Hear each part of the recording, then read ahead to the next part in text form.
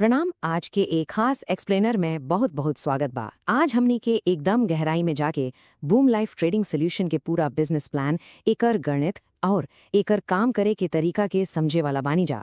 बिना कौनो लाग लपेट के सीधा तथ्य पर बात होगी। तस बिना देर के लिए सीधा विषय में गोता लगावल जाओ। आज के एजेंडा एकदम साफ बा। सफर शुरू होखी कंपनी के परिचय और ज्वाइन करे के तरीका से। ओकरा बाद हमनी के देखब जा कि एमे पैसा आखिर कैसे बनेला, पैसिव और एक्टिव दोनों तरीका से। और अंत में सबसे जरूरी बात, पैसा निकाले के नियम और शर्त। तो पहला भाग पर नजर डालल जाओ, बूम लाइफ कंपनी के ओवरव्यू और एकर कामकाज। ई कंपनी मुख्य रूप से ई कॉमर्स, फॉरेक्स ट्रेडिंग और मोबाइल रिचार्ज जैसन यूटिलिटी सर्विस के क्षेत्र में काम करे के दावा करेले। कंपनी विश्वास जीते खातिर कई गो दावा करेले।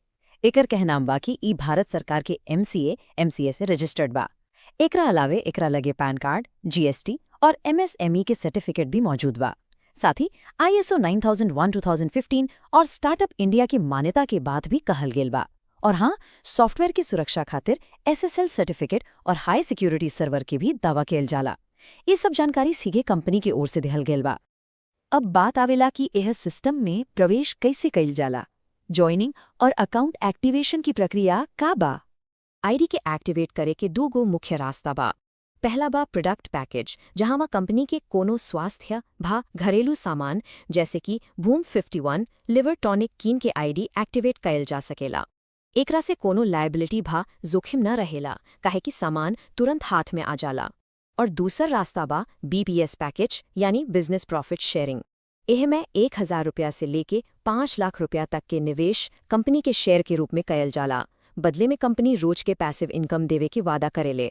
और अब एगो सबसे महत्वपूर्ण नंबर बा जिकरा के समझे के बहुत जरूरत बा, 0.5% यानी 0.5%।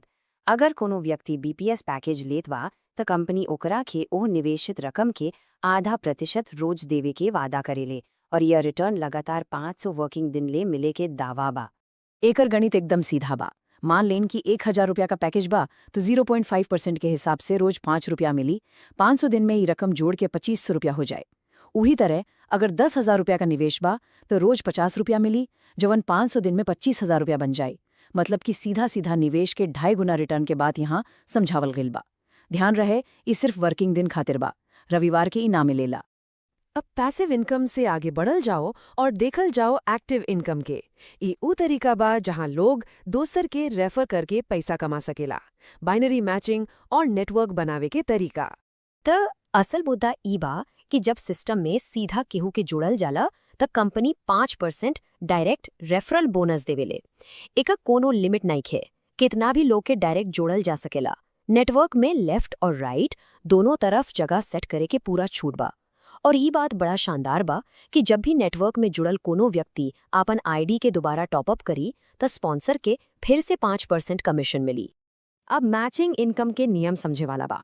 पहला, मैचिंग इनकम पावे खातिर 1:2 या 2:1 के अनुपात पूरा करे के पड़ेला। ओकरा बाद जितना भी मैचिंग 1:1 के अनुपात में होखी, ओकरा पर सीधा 10% मैचिंग बोनस मिलेला। लेकिन एकर एगो सख्त शर्त बा। क्वालिफाई करे खातिर लेफ्ट और राइट दोनों तरफ कम से कम एक गो डायरेक्ट रेफरल लगावल एकदम अनिवार्य बा। चलें अगला सेक्शन पर चलल जाओ। ये बात टीम लेवल इनकम स्ट्रीम। यहाँ इनकम के एगो नयका लेयर बा जहाँ डाउनलाइन के रोज के बीपीएस से कमाई होला। यहाँ एगो बहुत ही महत्वपूर्ण अंतर समझे के बा। टीम लेवल इनकम के मतलब ई ना हस कि जवन पैसा टीम लगावल बा ओकर प्रतिशत मिली, एकदम ना। बल्कि डाउनलाइन के जवन रोज के बीपीएस इनकम होत बा ओकरा आधार पर रोज एको प्रतिशत इनकम बनेल जाला। माने निवेशित रकम पर ना, कमाई पर। ई बड़ा गजब के कॉन्सेप्ट बा। लेवल जैसे जैसे गहरा होला, प्रतिशत कम होकत जाला। लेवल 1 के लोगन के रोज के कमाई के 8% मिलेला, लेवल 2 से 4% और लेवल 3 से 2% मिली। एकरा अलावे लेवल 4 और 5 भी बा, जहां से क्रमशः 1% और 0.5% मिलेला। लेकिन एगो पेंच यो बा कि ई पूरा 5 लेवल के इनकम खोले खातिर 5 को डायरेक्ट रेफरल होखल जरूरी बा। एकरा अलावे एगो सैलरी जैसन रिवॉर्ड सिस्टम भी बा। और सबसे खास बात ई बा कि एहमे कोनो टाइम लिमिट नहीं खे। अगर लेफ्ट और राइट मिला के 2.5 लाख रुपया के मैचिंग बिजनेस हो जाला तब बूम स्टार रैंक मिलेला और 12 महीना ले 1,000 रुपया महीना मिलेला। उही तरह 5 लाख पर सिल्वर और 10 लाख के बिजनेस पर गोल्ड रैंक मिलेला, जहां 5,000 रुपया महीना तक मिल सकेला। साथ ही यही रैंक्स पर लैपटॉप और बाइक जैसन फिजिकल इनाम भी देवे के बाद बा। अब हमनी के MLM स्ट्रक्चर से हटके तनी कंपनी के यूटिलिटी सर्विस और ई-कॉमर्स वाला हिस्सा की ओर नजर डालब जा। अगर बूम लाइफ स्टोर से खरीदारी कइल जाएला तो 4% से 10% तक के सेल्फ कैशबैक के वादा बा, और टीम खरीदारी करेला तो 5 लेवल में 10.5% बांटल जाला। मोबाइल रिचार्ज की बात करी तो खुद के रिचार्ज पर 1% कमीशन बा और टीम के रिचार्ज पर 2.9% तक नेटवर्क में बांटल जाला। मतलब ई कि रोजमर्रा के काम कैला से भी नेटवर्क में पैसा घुमत रहेला। अब तनी गंभीर बात कइल जाओ। कनो भी बिजनेस प्लान के असली परीक्षा ओकर नियम और शर्त में होला। ई विड्रॉल रूल्स यानी पैसा निकाले के नियम समझे के बहुत ही ज्यादा जरूरत बा। ई नियम एकदम साफ और सीधा बा। एक पैन कार्ड पर सिर्फ एक ही वैलिड आईडी बन सकेला। एहमे कोनो भी तरह की छूट नहीं खिदियल गईल।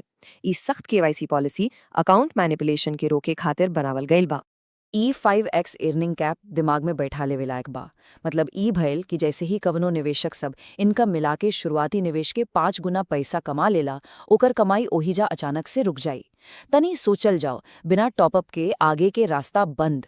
अगर आगे पैसा कमाए के बाद ता आईडी के अनिवार्य रूप से दोबारा टॉपअप करे के पड़ी। ई एगो बहुत बड़ कैच बा जेकरा के समझना जरूरी बा। अब पैसा पॉकेट में आवे के असल शर्त फटाफट समझ ली। कम से कम 250 रुपया होखला पर ही पैसा निकालल जा सकेला। हर पे आउट पर 5% एडमिन चार्ज और 5% TDS यानी कुल 10% के भारी कटौती पक्का बा। वॉलेट से वॉलेट में पैसा ट्रांसफर करब तो ओहू पर 5% कटे। पैसिव इनकम सोमवार से शनिचर ले ही जनरेट होला और ई पैसा हफ्ता में बस एक बेर निकालल जा सकेला। लेकिन जवन एक्टिव इनकम बा ओकर क्लोजिंग रोज होला और रोज भोर में 6 बजे से दोपहर 2 बजे के बीच NEFT से निकालल जा सकेला।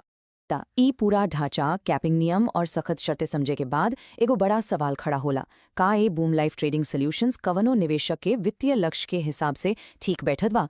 कवनो भी फैसला लेवे से पहले जोखिम और ई नीमन के खुद से आकलन जरूर होके के चाहें। आज के ए एक्सप्लेनर में इतने ध्यान से सुने खातिर बहुत बहुत धन्यवाद।